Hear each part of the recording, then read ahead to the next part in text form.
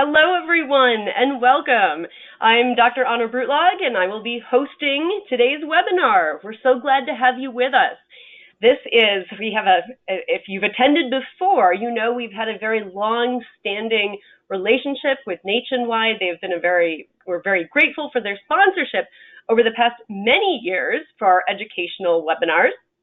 So before we begin, I'm going to just give a couple of housekeeping tips. We're going to talk a little bit about Pet Poison Helpline and Nationwide, and then we will get to the meat of today's topic. So if you would like to download the presentation or print it off to have it with you today, you can do that. The slides are available in the Handouts tab of your GoToWebinar dashboard, and they are also on our website under the Vets section. So you can get the handouts from either location. And I wanted to let everyone know, too, today's webinar is being recorded. We record all of our race-approved webinars. So if you miss it, you have to leave early, you can come back and you can finish it up. Or if you want to recommend it to a friend, it's going to be available and accessible on our website within 24 hours. Now, the good news here, too, is that all of our past webinars are still accessible on our website. So if you're really interested in toxicology, you need some more free CE, it's all race approved, no problem.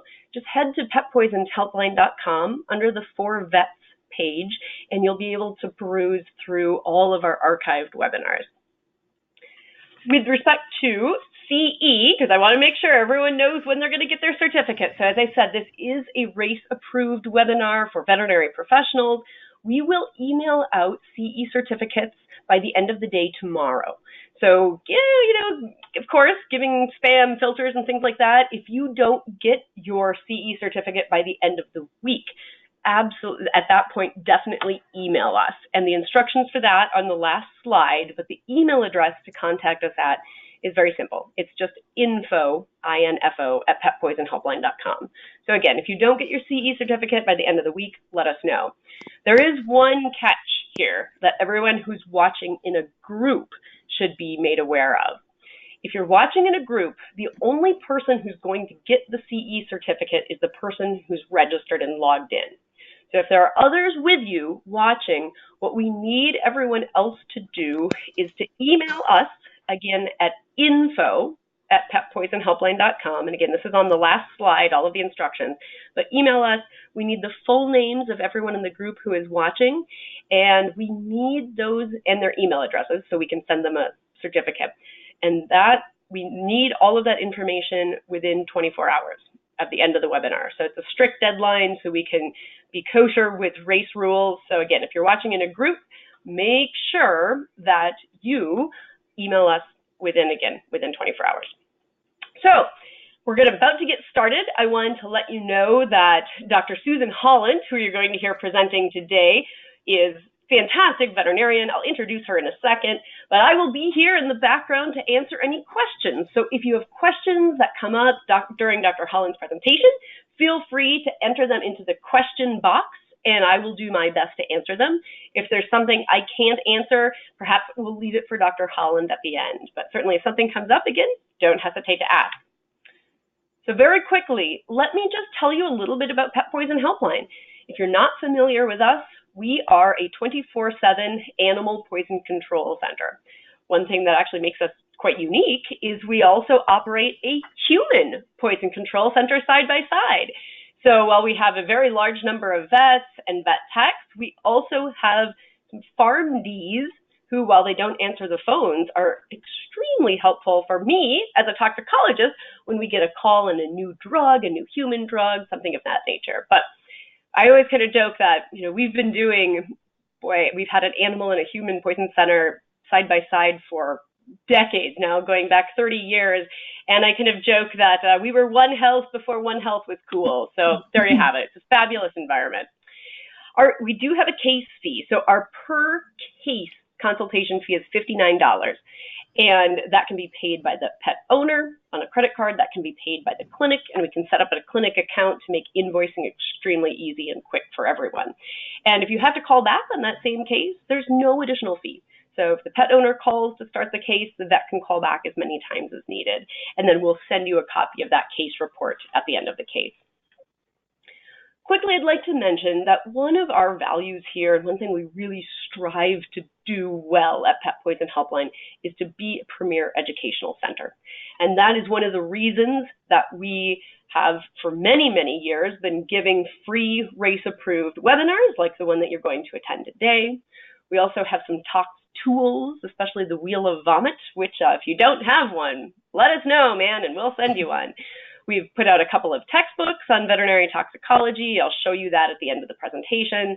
An iPhone app. We send out newsletters, especially geared towards veterinary professionals. So if you're not signed up for our newsletters, please feel free to. We'd really encourage you to. We send them out about 4 times a year.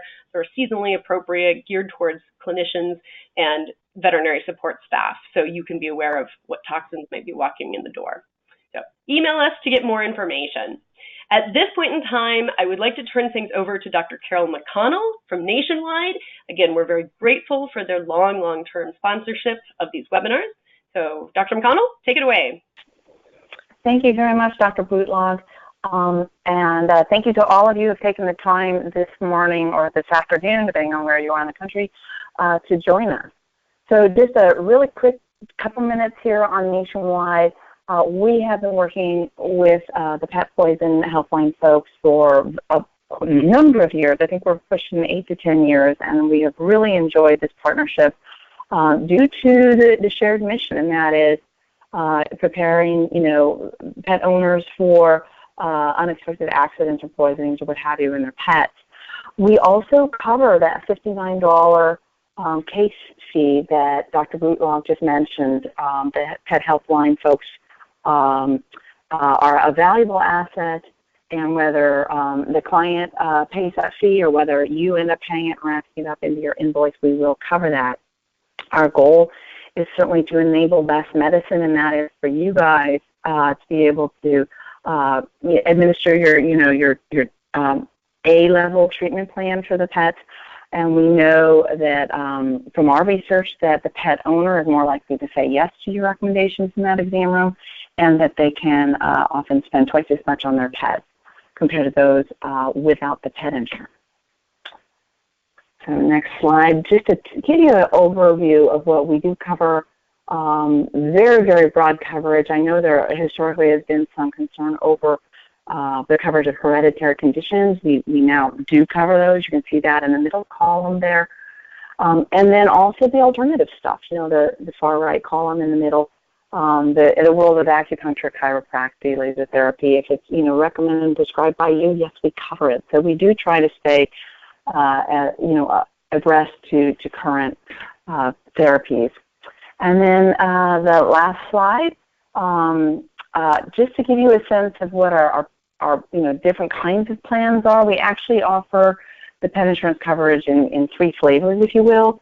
Not everybody wants the same thing, and not everybody can afford the same price point. So we offer a portfolio of different pet insurance products for your clients to select from, and we do our very best to work with them and support them, their pets, and your ability to practice quality medicine. So with that, I'll return to Dr. Bootlog, and thank you so much for joining us today. Excellent. Thank you, Dr. McConnell. All right, everyone, it's time to get on with the show. I would like to introduce today's speaker, Dr. Susan Holland. She has been with Pet Poison Helpline since 2016.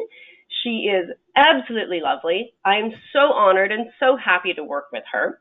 Her background is she received a BS in Agriculture and her DVM, both from Auburn University. As you can see pictured here, the beautiful Auburn University. After graduation, Dr. Holland worked for 5 years in an equine and small animal practice. That was followed by 25 years of full-time employment in small animal emergency and medicine. She lives in coastal North Carolina with her husband, her 2 dogs, and a cat. And again, we are so honored to have her. I so value her 25 years of experience in emergency medicine because she really knows what it's like. We really look for that in candidates. We like to hire people with very strong clinical backgrounds, and she couldn't be a better fit. So with that, Dr. Holland, I am going to go ahead and turn things over to you and take it away. Thank you. Thank you so much for that kind introduction, Dr. Brutlog, and thank you everyone who is attending today. I'm quite honored. For the next 45 to 50 minutes, I'd like to talk to you about a topic that we take quite a few calls on here at Pet Poison Helpline. We're going to talk about garden products, 5 specific garden products. And I'm really glad that I can share with you what I know about them as it relates to veterinary clinical toxicology.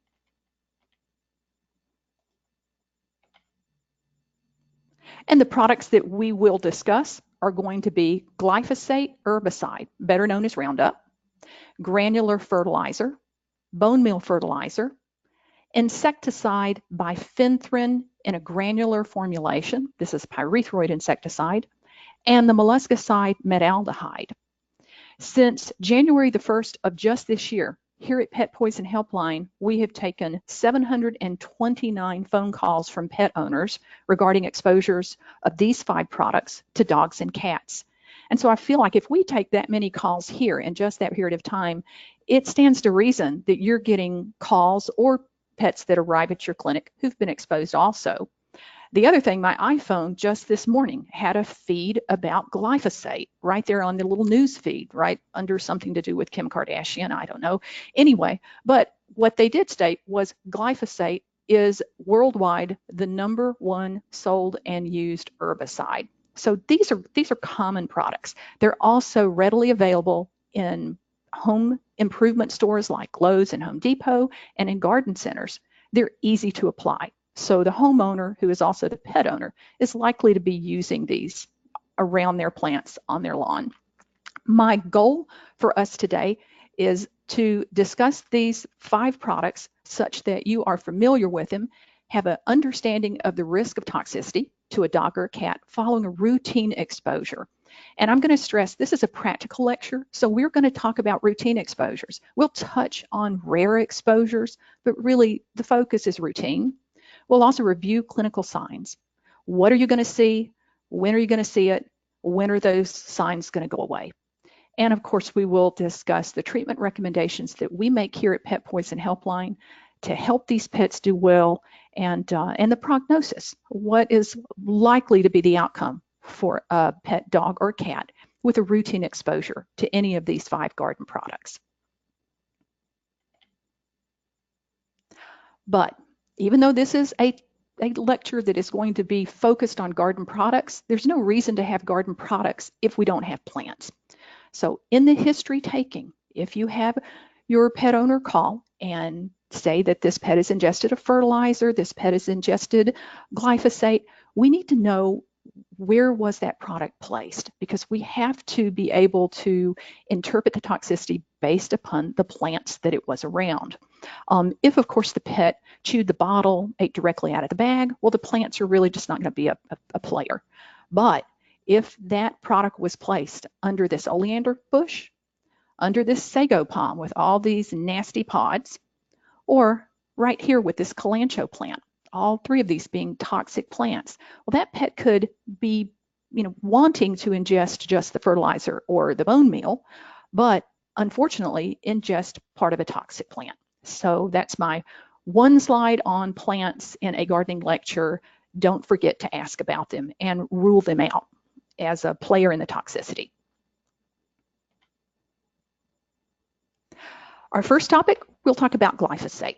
And glyphosate, for some reason, it really does upset owners when their pets ingest this. They know when they spray glyphosate on their lawn or on weeds that it is going to kill those plants, kill that grass pretty rapidly in a matter of days, just strafed and brown. So when they call in and their cat has eaten a weed that was recently sprayed with glyphosate, they're pretty stressed, they're pretty anxious, and it just stands to reason that they would assume something that deadly in a plant is surely going to be problematic, significantly problematic for their cat. Well, not so much. And here's something that you can share with them that will help your owner be less anxious and help you understand why glyphosate is not such a significant toxin. Glyphosate affects a metabolic pathway that is only found in plants, also algae, fungi, bacteria, and protozoa. It's a metabolic pathway that's not found in animals. Glyphosate is almost non-toxic. Well, we both know if a pet ingests a plant that has glyphosate on it, particularly if it, is still wet plant, they're likely to show you some symptom, potentially show you a symptom. Why does that happen if this is virtually or close to being non-toxic? Because glyphosate as a chemical is manufactured with a surfactant. This is a foaming agent. It's used to reduce surface tension on contact. It will help break down and disrupt cell walls and cell membranes of the plant so that the glyphosate can penetrate that plant and be able to kill it. Well, surfactants are really not specific to just plants. That surfactant can also disrupt and irritate the cell membranes that are on an animal. So if a pet has an oral exposure, then they're going to have an irritation to their GI tract. If it's in their eyes, it's an irritation, an ophthalmic irritation. And of course, if they run across a lawn that's wet with glyphosate, they could have dermal irritation. All of these symptoms are related to the surfactant that is also formulated with the glyphosate products. One more point on this slide. Glyphosate is an organophosphorus compound, not organophosphate. Just a few letters makes a big difference. Glyphosate does not inhibit cholinesterase activity, and therefore there's really no place in therapy for using atropine, even if you have a drooly patient. Even if that's a clinical sign. Again, it's not inhibiting cholinesterase. Atropine's not indicated in therapy. Glyphosate's been around a long time. Patent expired in 2000, allowing many, many, many trade names on the market. I mean, it's the #1 selling herbicide. So there's also a chemical name that I supplied here because there's a potential that you may see a bottle, or if you have to look up a safety data sheet, we'll talk about in a second, that it might not say glyphosate, it might only have a chemical name. This way you can help identify it. Be cautious. Glyphosate can be formulated with other herbicides. They have combo products. If you do have a pet that's exposed to a combo product, this is one perhaps you might want to give us a call. We'll be glad to help iron out whether the other herbicides are hopefully equally unlikely to be a significant toxin, but we'll help you with that. Just give us a call. So your pet owner comes in with their pet. They have a cat, they have a dog, they were exposed to glyphosate. They say, hey doc, he got into rodeo. Well, I know Roundup, but I wasn't familiar with rodeo until I started working here at Pet Poison Helpline, and you may not be either. Well, luckily, they brought the bottle with them. What a great client. Don't you love it when they bring the bottle? It's totally great. You can look on that bottle, and right there it says under active ingredient, glyphosate. Other ingredients, that's probably surfactants, but we know what this is. Great. Well, what if they come in, they bring the pet, they didn't bring the bottle. They say, doc, he got into rodeo. Again, I'm not really sure that I would have known what it was earlier, but how can you discover if they have one of these new brands and you're not sure what it is? Go to your computer, do a Google search, put in the product name, put in SDS for safety data sheet. You are likely to find something just like this. And if we look, this will tell us it's glyphosate. Great. Okay, now we, again, know what we're dealing with. Let's talk about risk for toxicity. Low-level exposure. What is a low-level risk for toxicity? Well, that's most exposures to glyphosate. It's the great majority. This is one owner sprayed the yard, didn't tell the other owner who let the pet out. The pet goes out when the yard is wet, walks across it, grooms themselves. Maybe they go out and they start eating weeds and grass that's been sprayed with an appropriately diluted or a ready-to-use glyphosate spray. This is, again, a low level for toxicity, not likely to lead to significant clinical signs. Moderate to severe level toxicity when we're dealing with glyphosate, this is a rare exposure. You're not going to see this often. This could be a pet that was in the yard, they're spraying, they're using their sprayer, they have a ready-to-use product, and that pet runs right in front of the sprayer and gets sprayed in his eyes. Okay, that's an ophthalmic exposure to ready-to-use. That could certainly be more problematic. What if it was a concentrate? The owner had poured the glyphosate into a bucket, sat the bucket down in the garage, and then the pet goes in and dumps it. It splashes. Now he has concentrated glyphosate with surfactant. Again, I keep saying glyphosate, but it's about the surfactant. Splashes up in his eyes with the concentrate. That could be a severe risk for toxicity if he got concentrate in his eyes, but it's rare, really rare. And then the final severe, what happens, severe risk for toxicity, large volume oral exposure of a concentrated product. Again, we're back to the bucket. The client poured the product in a bucket, sat that bucket down, the dog went in the garage, and he drank 100 cc's of concentrated product. This is so rare, as I can tell you, I've never taken this call. As a matter of fact, when patients have been exposed to large volumes of concentrated product, in the literature, that's been humans who are trying to commit suicide, and they deliberately drink this product. So this is really rare and unexpected, but it would lead to severe clinical signs. But back to the routine and the practical, that's the top one.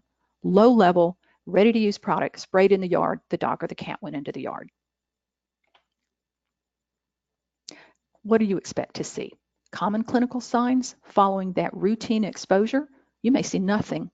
The dog or the cat went out into the yard, they came back, the owner calls you, they're concerned because they know the product was out there, but the pet's showing you no clinical signs at all. That's a real possibility. You may also have a patient who has self-limiting GI distress. They're drooling, they may vomit or retch a couple of times. If it's a dog, perhaps a bout of diarrhea, but self-limiting. Dermal irritation, this is pet licking paws, shaking the foot. The symptoms are going to occur acutely within minutes to hours, and the anticipated duration, it will definitely be less than 24 hours following one of these ready-to-use, appropriately diluted exposures, routine exposure. Again, if the pet happened to be sprayed in the eyes with a ready-to-use product, mild to moderate conjunctivitis, the usual, a red eye that is weepy and with the squinting blepharospasm. That's what we would expect. Rare clinical signs, unlikely to occur, but rare. Corneal ulceration, if a concentrated product was splashed in the eyes. Rarely, we may see respiratory distress following glyphosate exposure. We'll touch on that in a minute. And protracted GI distress, ongoing anorexia, emesis, melena, diarrhea. Again, this is rare, more likely to have to do with a pet who got into concentrated product.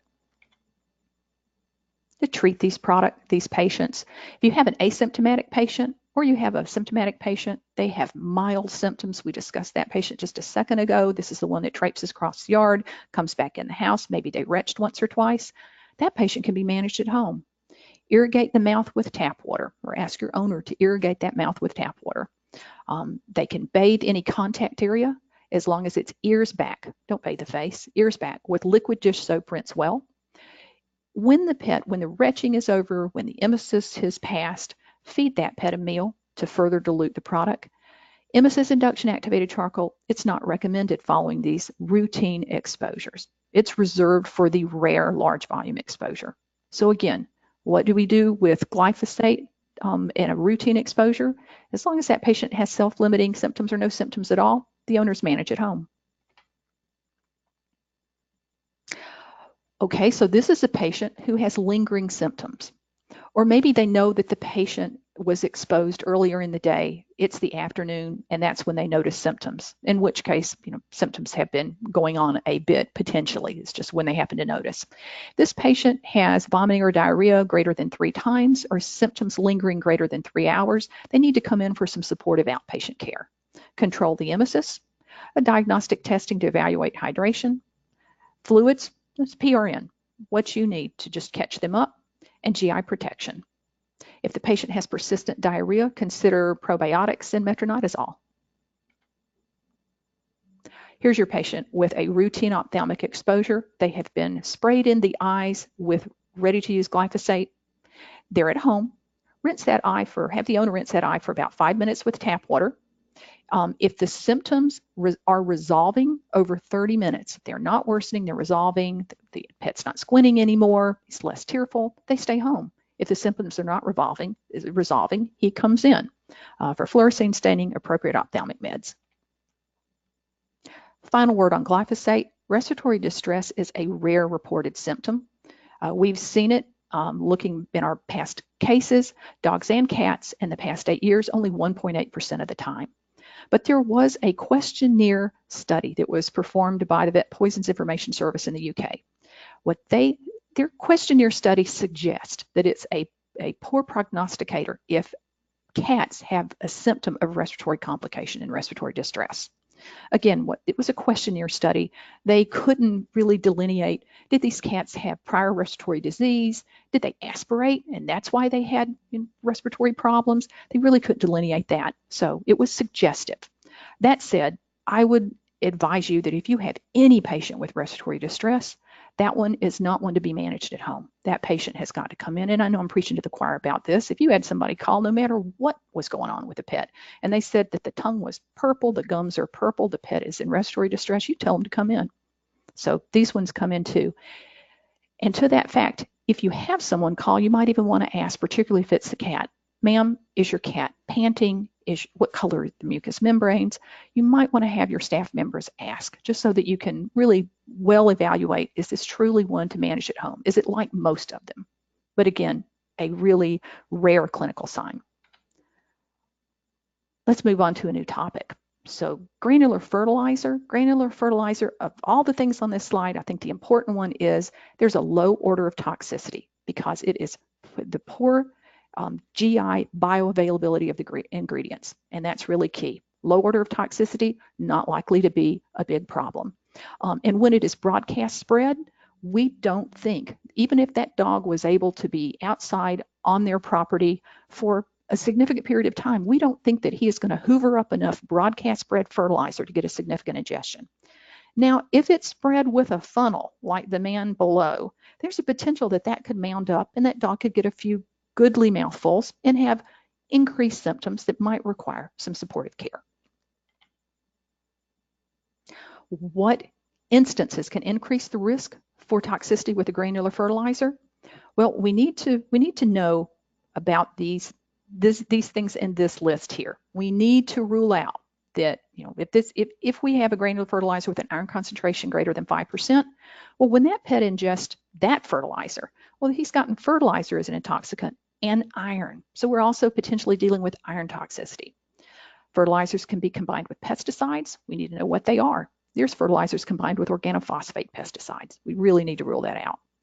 If a fertilizer is stored and it's gotten damp, it can become moldy, and there can actually be tremorigenic mycotoxins in that fertilizer. So the pet eats just a mouthful and they have significant clinical signs. Agricultural grade products. This is not products we'd expect to be sold at Lowe's or Home Depot, but sometimes owners do get a hold of them and put agriculture grade products on their lawns. They are a different story. And sewage-based fertilizers, Milorganite, that is sold at Lowe's and Home Depot, and this fertilizer can lead to a different pattern of symptoms. And finally, bone meal-based fertilizer we'll talk about specifically next. Common symptoms: GI distress, hypersalivation, vomiting, diarrhea, abdominal pain, anorexia, the usual grouping, and the severity is based on the volume ingested. The symptoms generally are going to occur within 2 to 10 hours, and they're going to pass within 24.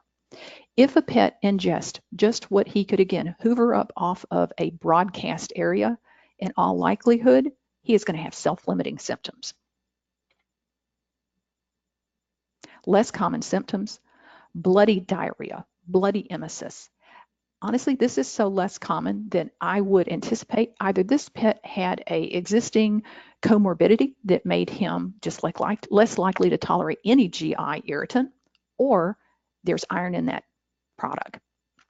And that really needs to be, we really need to know whether or not iron's in the product. That can truly change the situation. Muscle pain and stiffness, that is associated with sewage-based fertilizer ingestions. And if you have a pet who's ataxic, tremoring, seizuring, high fever following ingestion of fertilizer, in all likelihood, that was moldy fertilizer. How do we treat this? If your pet ingests what he could get just off that lawn from a broadcast spray, he's likely to be able to be treated at home. He may vomit on his own. If he does, as long as he just vomits once or twice, have the owner withhold food and water and just observe him about 24 hours. If symptoms do not completely resolve, or if they seem to be worsening, if he's developing these other symptoms we talked about, he's got blood in his vomit, he has muscle weakness, muscle pain, then he needs to come in. But the great majority, if it's a broadcast fertilizer that has been just spread out and the pet was just in the backyard with it, the great majority of these animals, dogs and cats, can be managed at home. Now, What if it's a large volume ingestion? He ate from the bag, or it was mounded and he was able to eat great mouthfuls.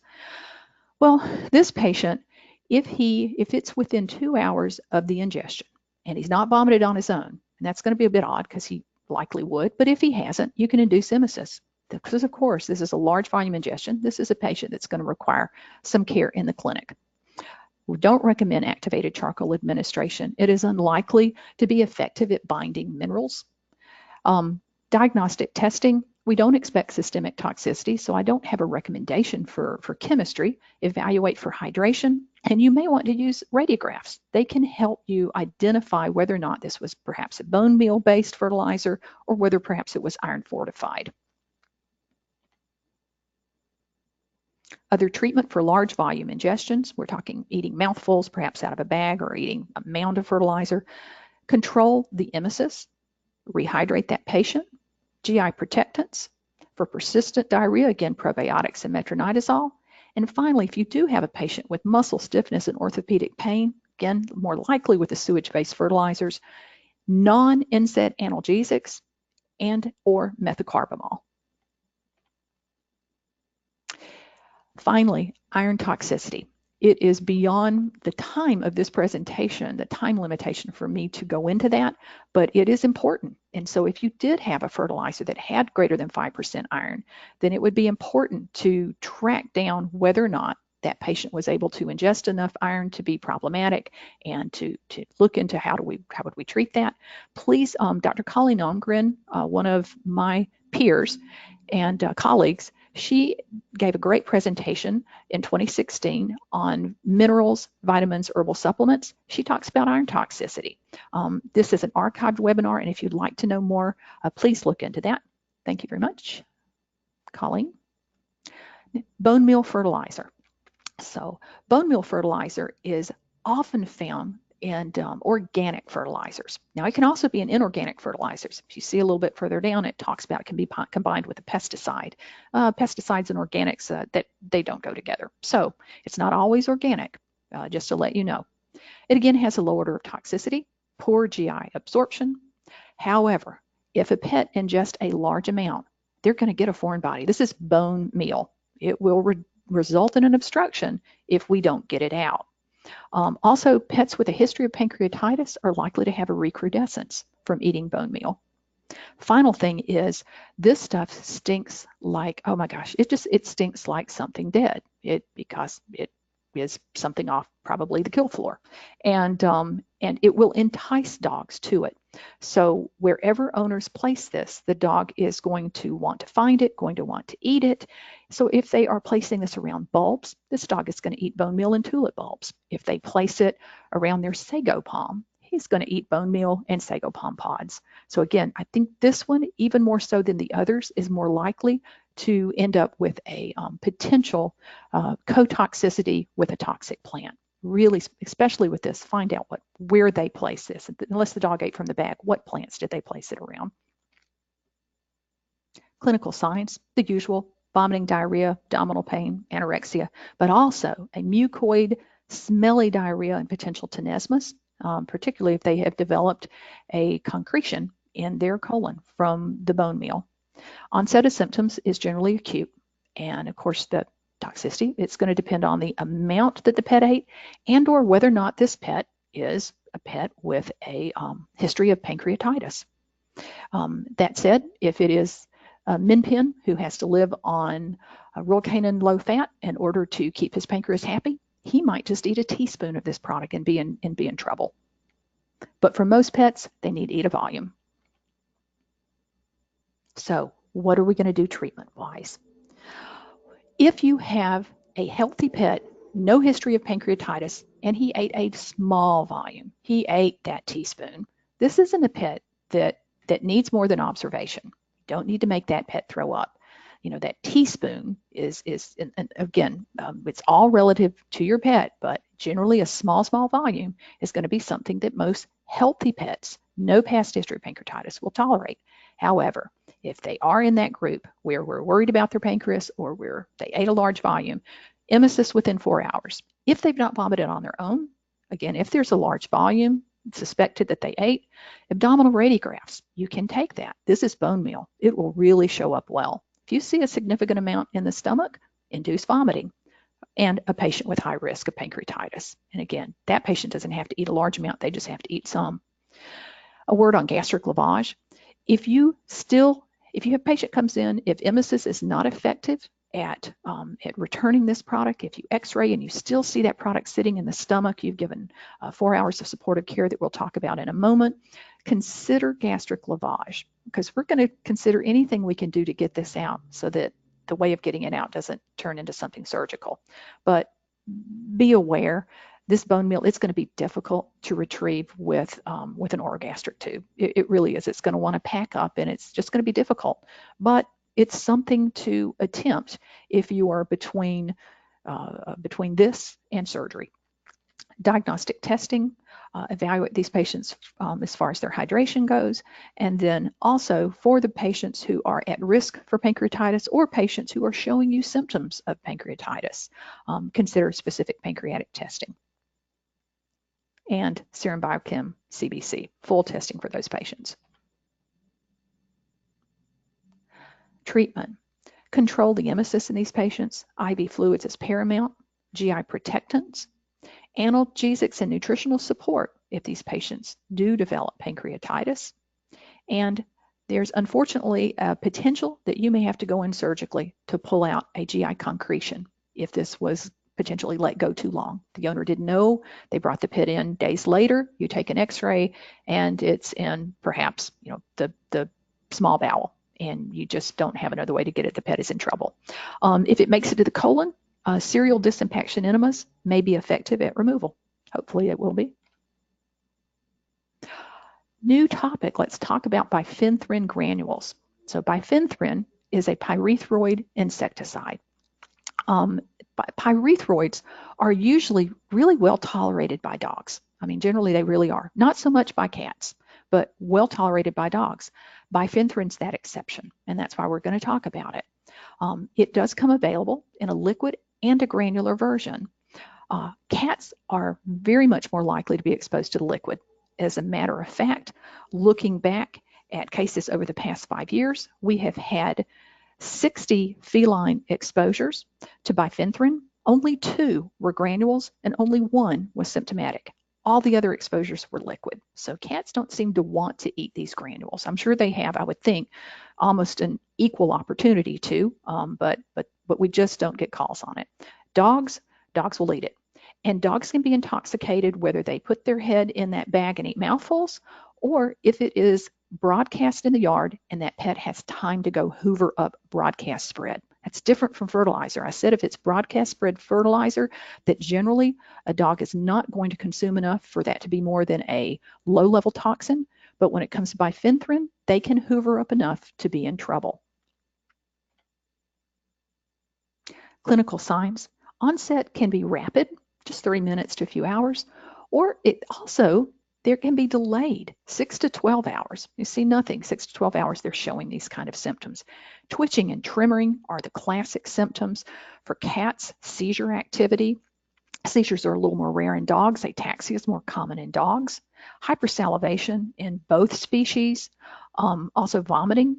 For the dog, we may see some diarrhea. For the cat, hyperthermia. Excuse me.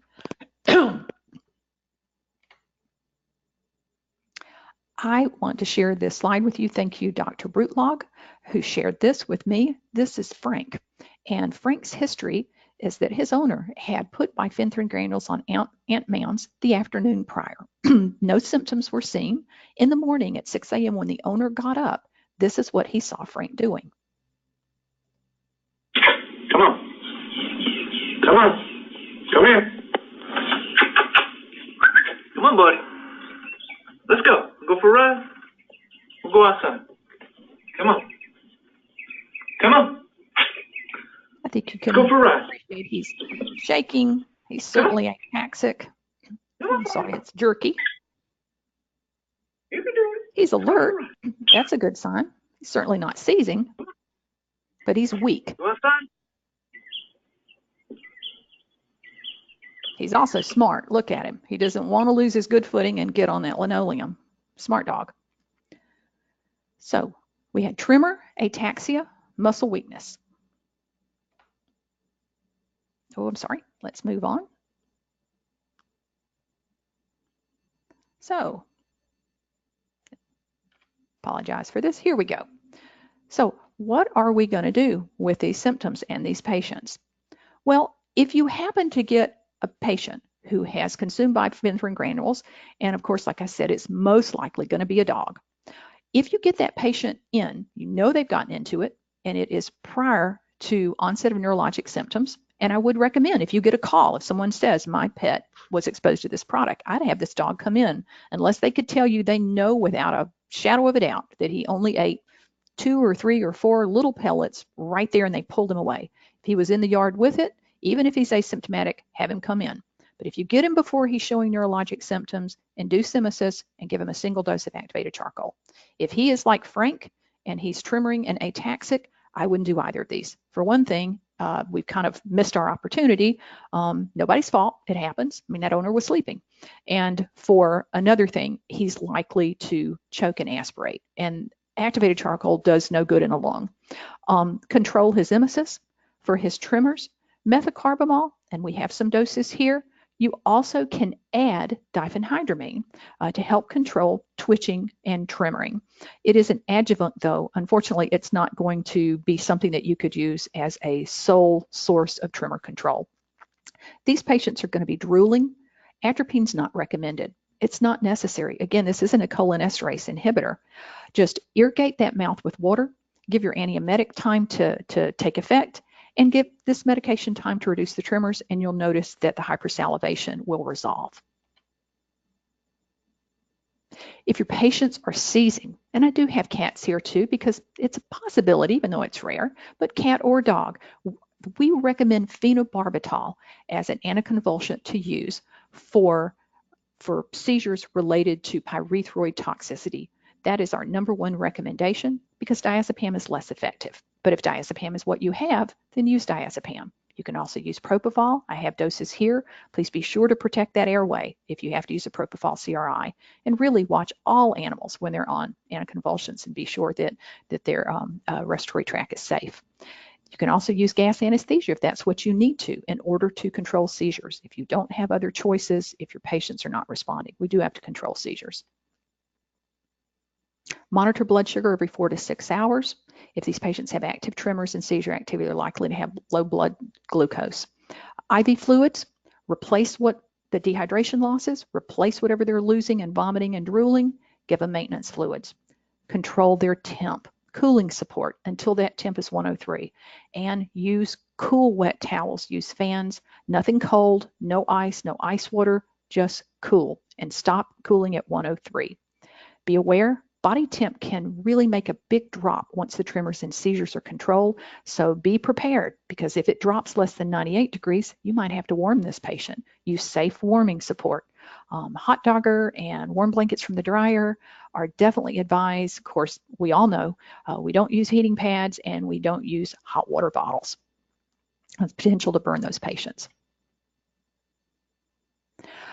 Intralipid emulsion for bifenthrin. There's a lot on this slide. This is my in a nutshell intralipid slide, and I'm not going to read through every bit of it because that could probably take 20, 30 minutes. But I just wanted you to have this information available. Just in case you're not familiar with intralipid, it's just a kind of like a primer on what intralipid is. It's a soy-based product. It's IV prep. It was meant for IV nutritional supplement. We believe that it creates an environment in the bloodstream that will attract drugs and products that are lipophilic, basically fat loving, and can help them be removed from circulation. Bifenthrin is fat loving based on its chemical analysis. Do we recommend you use it? No, we don't, because we do not have evidence-based medicine and veterinary medicine that intralipid really is safe and effective. We have some case studies involving cats with pyrethroid toxicity and intralipid use. We have case studies, but we don't have evidence-based medicine. So at PPH, our recommendation is if you have pyrethroid toxicity in a cat, we would certainly recommend supportive care over intralipid, but if your owner is financially constrained, intralipid is not very expensive. It might be the choice that you need to make in order to save that cat. In a dog, we strongly recommend the supportive care therapy. We don't have even case studies that are going to support use for bifenthrin toxicity for using intralipid. And also the supportive care therapies, they work. These pets with supportive care do very, very well, dog or cat. So again, it's not our recommendation to use intralipid for bifenthrin toxicity. If you want to know more about intralipid, Dr. Brutlock did a great webinar on its use. She goes in depth. Here is the link. It's from April of 2016. Our final topic is metaldehyde. This is a molluscicide. It's used to kill snails and slugs. I give you the chemical name not to just be ridiculous. I said this was a practical lecture, but because lately I've found several SDSs that only list this chemical name. So I find that unusual. They don't say metaldehyde. So I want you to be able, in case your owner gave you a name of a product, you looked up an SDS, all you see is this chemical name and you go, well, I'm really not sure what that is. That's metaldehyde. Here are some trade names. Orthobugetta, the older variety, does have metaldehyde. The newer varieties does not have metaldehyde. Pesticides do not lose their efficacy. They generally don't even have an expiration date on them. As long as they are held appropriately, they are toxic forever. So owners will keep products around for quite a long time. So if someone says a pet got into Bugetta, unless they bring you that bottle and you can look on it and rule out metaldehyde, we would have to think that, that there's a real potential that it is going to be a metaldehyde toxicity. The problem with metaldehyde, it is highly toxic at low oral doses. That's a bit different from most of the other products we've talked about today. Highly toxic at low oral doses. And if you look, you'll see there's an international no symbol. You can't see what's under that, so I'll tell you. It says children and pets. So international, no children and pets. That's a nasty product. So this is the math that I did to just let you know what type of a low volume to high toxicity are we talking about?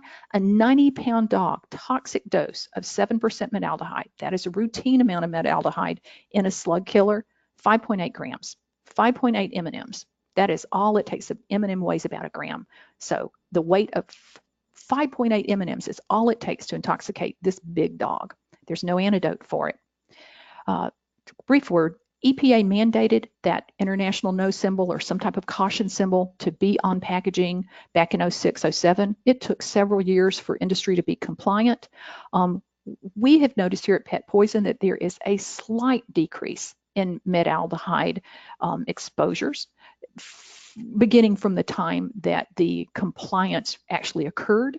National Pesticide Information Council has noticed an increase in iron phosphate exposures. Iron phosphate is an active ingredient in slug killers that will use the wording pet safe. Is it safer? Of course, it really is safer. If a 90-pound dog got 5.8 grams of iron phosphate, that would not be a really big problem as compared to 5.8 grams of metaldehyde. But is it non-toxic? No. Iron is an iron product. There is a potential for iron toxicity with the pet safe formula. So just a brief word, if you got into another slug killer, still look into what is the active ingredient. Give us a call, we'll be glad to help you. Back to metaldehyde, a lot of symptoms. It is colloquially called a shake and bake toxin because those patients, they will have severe, significant tremors and very high body temps, very high, 107, 108, maybe higher.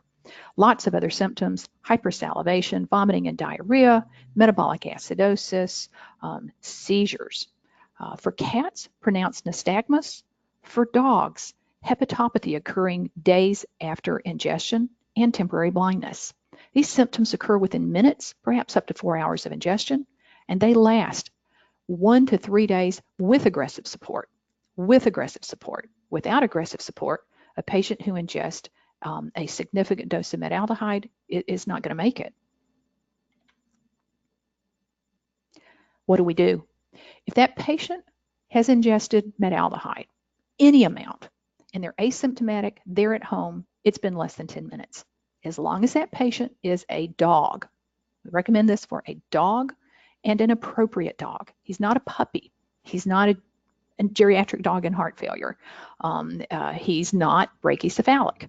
This is a patient you can advise that the owner administer peroxide at home so that we can get a jump on decontamination. Now, he's still coming in, but you can advise for that patient. Less than 10 minutes, appropriate canine patient. But if he's anything else, he's a cat, he's a bulldog, it's been more than 10 minutes. This patient comes in for gastric lavage. Again, we're talking really small volumes. We need to get it back. For a symptomatic patient, going to have to control the symptoms first. Then, after the symptoms are controlled, X-ray that patient. Metaldehyde's radiopaque. If it's in the stomach, gastric lavage. If it's in the colon, use enemas. We just have to get it out. Administer an antiemetic and a single dose of activated charcoal. You can give that orally to that asymptomatic patient. You can give it via tube to the patient who is either symptomatic or the one that we have done gastric lavage on. If you need any further information about performing gastric lavage, here again is a link to a webinar where our Dr. Renee Schmidt talked about decontamination, goes into the specifics of performing gastric lavage. Other treatments. Asymptomatic patient, you have gotten them to vomit or you have lavaged them, you have given them activated charcoal, they've gotten an antiemetic. In the hospital, if no symptoms happen in 6 hours, boy, we've dodged a big bullet, and that one goes home. But if they show symptoms, they're going to stay until full resolution. A lot of baseline lab work. Please repeat blood gases and blood glucoses during period of active tremors. That may be days because these patients, again, hypoglycemia and metabolic acidosis happens. We have to address it. Patients with high fevers are going to need coag panels, particularly if they have any, of course, if they have any evidence of DIC. Monitor those patients for petechia and ecchymosis, excessive bleeding from venipuncture. Recheck liver values in 48 hours.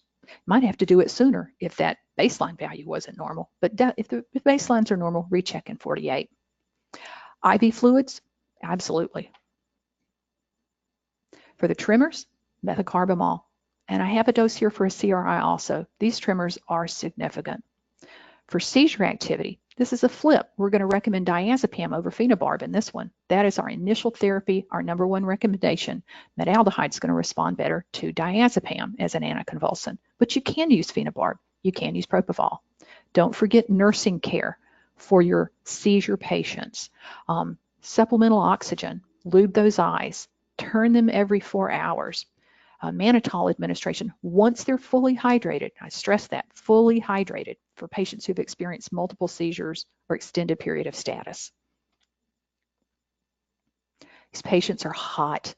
Of course, controlling the seizures, controlling the tremors is going to greatly help in reducing the hyperthermia, but we need to cool them. Nothing, no ice anywhere, no ice water lavage, no ice water enema, no dunking in ice, cool. You can use cold packs wrapped in a towel placed on the inguinal and the axillary areas just to lay them right against some large veins. That can help cool. Cool wet towels and a fan. Stop cooling at 103. And then monitor your body temp as long as that patient's in the clinic, at least every 1 to 2 hours. Secondary injuries. You can have renal injury, secondary to rhabdomyolysis. Of course, we talked about DIC, and there's a risk for sepsis. If this patient's hot enough, they can slough their GI tract, end up with bacterial translocation and sepsis. Well, after talking about all this, it seems kind of odd that I'm going to say prognosis is good for patients. Some patients that get there rapidly, patients that receive a rapid decontamination, you get the jump on those symptoms. If they live through the first 24 hours, they're likely to do okay. Now, patients that get there late and they have ecchymotic and petechial hemorrhage and their temp is 108 and you have no idea how long it's been there, prognosis isn't good. Doesn't mean you can't treat him, absolutely. But I wouldn't let that owner kind of leave there thinking the prognosis is good. Again, this is specific for these patients, but all's not necessarily lost. And a final word, metaldehyde and intralipid. We don't recommend it. Based on the chemical property, log D, that's a distribution log that indicates lipophilicity. The log D is less than 1 for metaldehyde. It is unlikely to want to dive into that lipid sink. However, the log D for medications that you need to use, your anticonvulsants, diazepam and phenobarb, those are higher. So they are really going to want to dive into that lipid sink. So we don't really see a benefit in using a product that's likely to scavenge away drugs you need and not scavenge away the toxin. And then one final word. Dr. Mauser and her group in 2016 put out a paper in the Journal of Veterinary Emergency and Critical Care looking at using hemodialysis and hemoperfusion to remove metaldehyde from canine blood samples. This is an in vitro study. They had blood samples with metaldehyde. They ran it through these processes. 95% of metaldehyde was removed. Now, they didn't have dogs that they were removing it from, but it does show some hope. It does mean that if you are in a large town with a big tertiary center or near a veterinary college, you might call that vet college and say, hey, do you guys do dialysis, and what do you think about, do you perform it for removal of metaldehyde? Just something that you might want to check. And we're done. I really greatly appreciate your time. Thank you so much, and I'm here to answer questions. Oh, fantastic. Thank you, Dr. Holland. I am very grateful for your time. That was wonderful. And I love it that I learn things when I listen to my colleagues give these presentations. It's fabulous. So I'm going to wrap up. There are a few questions outstanding that we will get to here, but if you have a last-minute lingering question, feel free to enter it in the question box. And as we're wrapping up, I just want to tell you about a couple of things. At the beginning of our presentation, I mentioned that education is something that's very important to Pet Poison Helpline. We have a couple of education-oriented products that I think that they're free, no cost, of course, that you could benefit from, our quarterly newsletters. These are geared towards veterinary professionals. I would highly encourage you to email us and sign up for those. We send out approximately 4 a year. And then we also have a video series. It's called Pause on Safety, and it's 6 little 1-ish minute videos that are geared towards pet owners. So these videos are good to put on your social media sites, on your clinic website. You can have them on your clinic TV, waiting room TV, etc. So we will send those to you too at no cost, or tell you how to access them online. And if you would like those, let us know. Here are a few other goodies that we also have available at no cost. And the top 10, the 2 squares that you see on the right side there, the 2 top 10 dog toxins, top 10 cat toxins, those are newer, and they are a little, just like our normal clings, they're a little no residue sticker. So you can put those on, you can stick them on, a wall, you can stick them on a fridge, et cetera, et cetera. And a lot of people or a lot of clinics will get these and put them in their puppy packs and kitten packs and hand them out to pet owners. I had mentioned too at the beginning that we have put out a couple of small animal toxicology textbooks. And here in all its glory is our most recent version. This is the 2nd edition that came out a year ago now, 2016.